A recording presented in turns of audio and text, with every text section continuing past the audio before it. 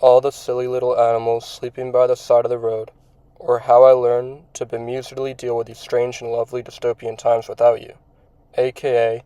the tragedy of my rival self-published novelist. Brought to you by December 5th Productions. Chapter 4. Do penguins slide on their stomachs? Come on, don't even bother looking before crossing the road, Steve. Naturally, even though I was instructed to lay low, I acquired a job as a bartender at our town's most popular restaurant. It was stationed along the sidewalk of the town center. The interior had wood-paneled walls and freshly varnished hardwood floors. The bar counter was made of pale quartz. Metallic chairs and rustic wooden tables were neatly positioned in the dining area. Later in the night, when the lights were dimmed, a slight glow bled through the pale quartz bar counter. I personally found the job amusing. Here I was employed at such a remedial job when I was a ridiculously successful self-published novelist. I was royalty living as a peasant. In an effort to introduce myself to my new colleagues, I told them about the night my little sister and I saw a group of nameless people raid our neighbor's home. Most of us were in the break room at the time. The tiled floor was suffocated with dirty rags and linen dinner napkins. Someone started the steamer for a cappuccino.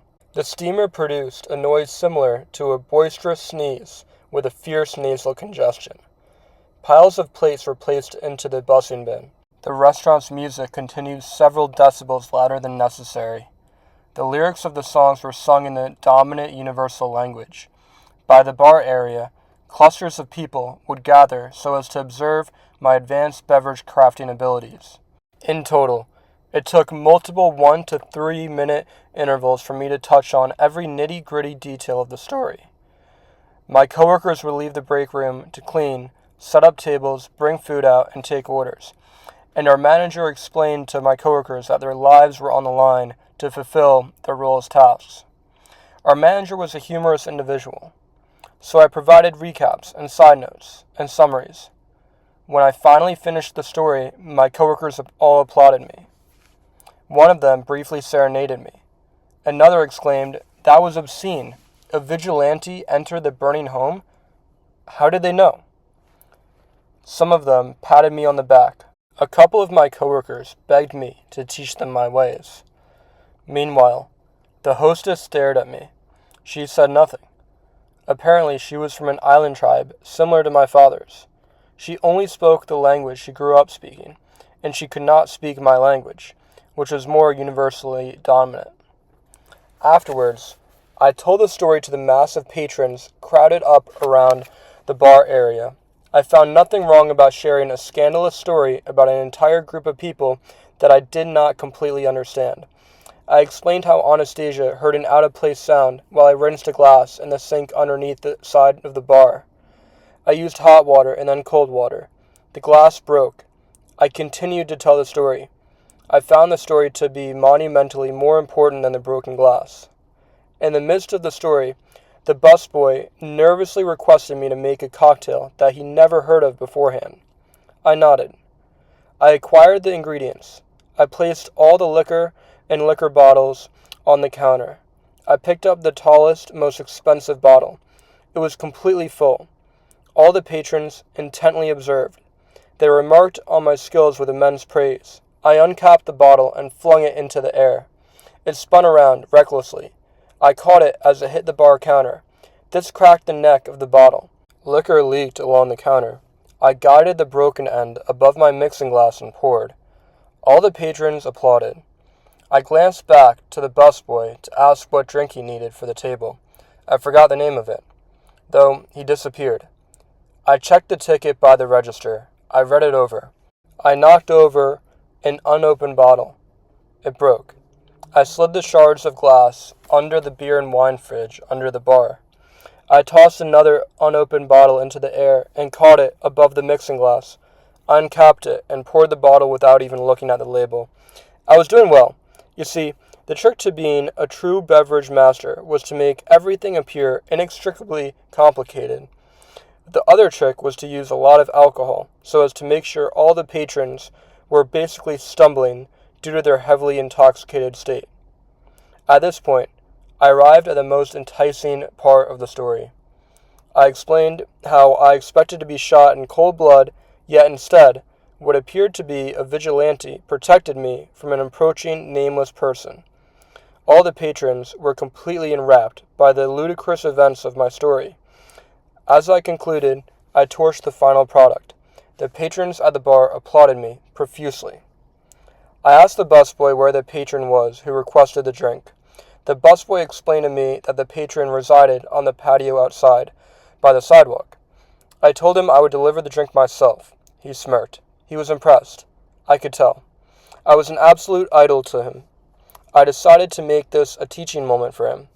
I rested my free hand on his shoulder, and I gave him the best advice I ever gave anyone. I explained, "Here, busboy, I'm about to tell you something that will completely change the way you live the rest of your life. Look, there are some things you know for sure. You need to learn these things and believe in them confidently, without factual supporting evidence. For instance, in our town, you can cross the road without looking both ways. You can cross the road because this is a quiet town and vehicles rarely drive on the main road. Besides, if there is a car, it likely won't come into contact with you the moment you cross the road. In fact, I've come to understand that checking for cars in this situation is a waste of time. By the time you finish looking both ways, you would already be home free. Therefore, I never bother to check both ways before I cross this particular road. I cross the road blindly, and if a car does hit you, that will be how it is, and you will have to accept that." The busboy squinted. This might have been too complex for him. I tried to make it easier for him. "Here, let me ask you this. Do penguins slide on their stomachs?" The busboy shrugged. "Come on, don't even bother looking before crossing the road. The answer is in the question." He smirked again. He blushed. I made him feel exceptionally content about his path in life. I hoped he didn't get the wrong idea and think I flirted with him. I told the crowd that I would return shortly and that the busboy will take care of things while I'm gone. I winked at the busboy. He blushed again. On the way over, I spilled most of the drink. This was normal. I neared the table. I stepped off the sidewalk and onto the road to avoid a passerby. I noticed another patron forgot their sweater at their table and that they were across the road and they were headed to their car. Immediately, I shifted gears. I dropped the drink onto the sidewalk. It wouldn't be challenging to make another one. The glass wasn't that expensive either. I grabbed the sweater. It ripped as I pulled it off the metal frame of the chair. It wasn't that nice of a sweater anyway. You could have manufactured it in a foreign country for pennies on the dollar, though I figured the idea of returning it to the patron would be particularly swooning. I booked it across the road. I shouted, "Wait." The patron was in sight. I saw them turn towards my voice. Right as I was home free, a bicyclist clobbered me. The bicyclist fell to their side. I collapsed. I landed on my side. I gathered myself by the side of the road. I saw my mother stare out her window by her desk at the Pilates studio.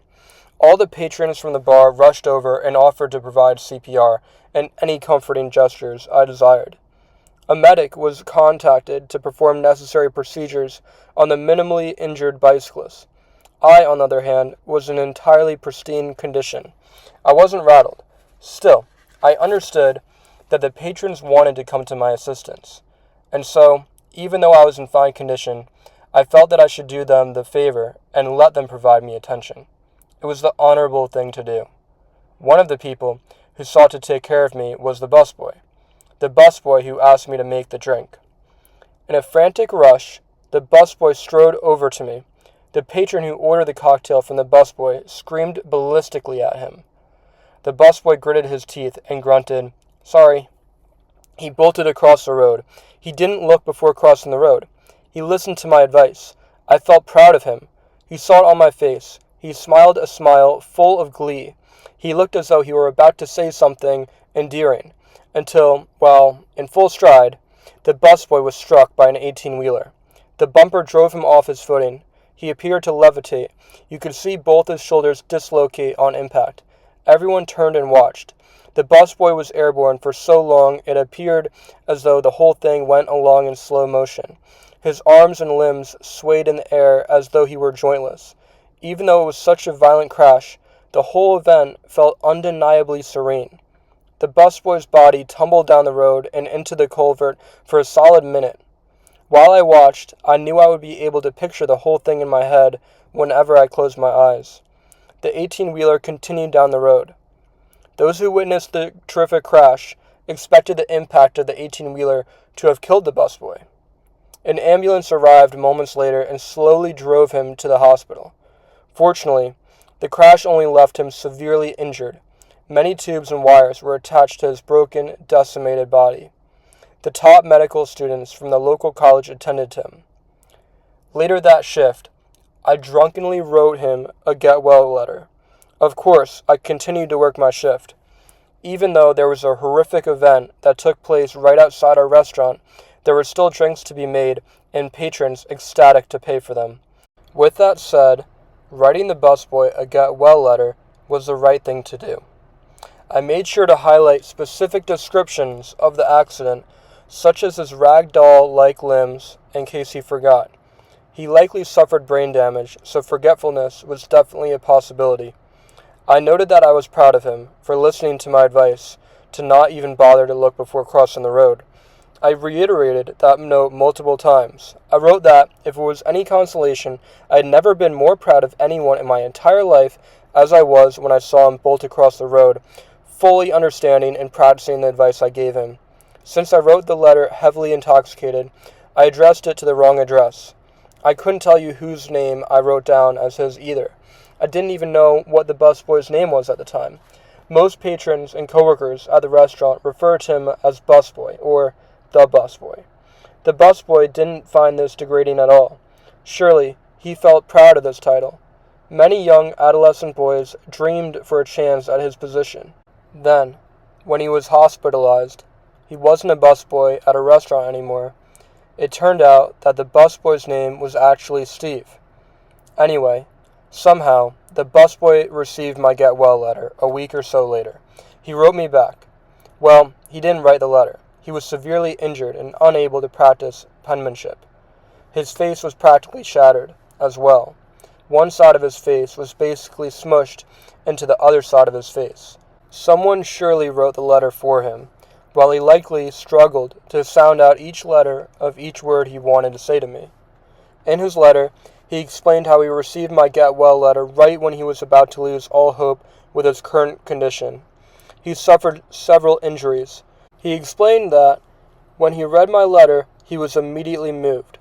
The gesture of me writing a letter to him was enough to improve his perspective greatly. He noted how my advice was flawless and even prophetic. After all, I did say, and if a car does hit you, that will be how it is, and you will have to accept that. I went on to donate a fair sum to the Busboys Charity Fund. It was a fraction of the royalties I made from my most recent novel, though I understood it would be a significant amount to the busboy and his family, or for whoever was given the Busboys Charity Fund.